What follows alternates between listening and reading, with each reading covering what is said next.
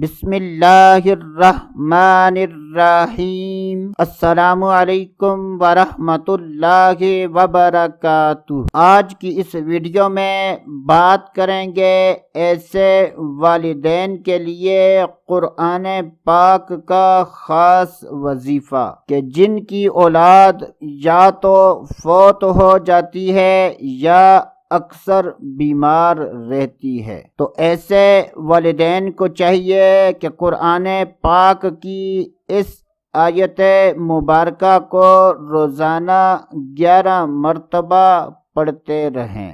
یہ وظیفہ والد کر لے یا بچوں کی والدہ کر لے، یعنی والدین میں سے جس کو آسانی ہو وہ قرآن پاک کی اس مختصر سی آیت کو روزانہ 11 مرتبہ پڑھ لے۔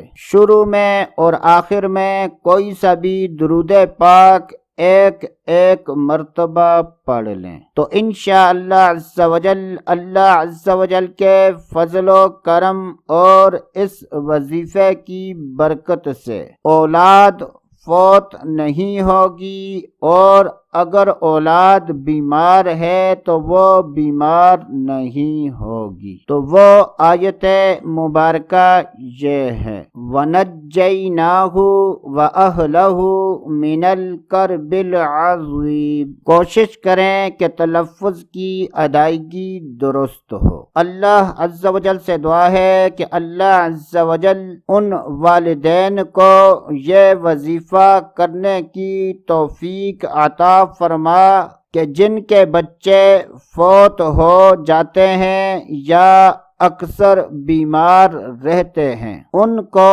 یہ وظیفہ کرنے کی توفیق عطا فرما۔ تو دوستو آج کے لیے اتنا ہی، اگلی ویڈیو تک اجازت، اللہ حافظ۔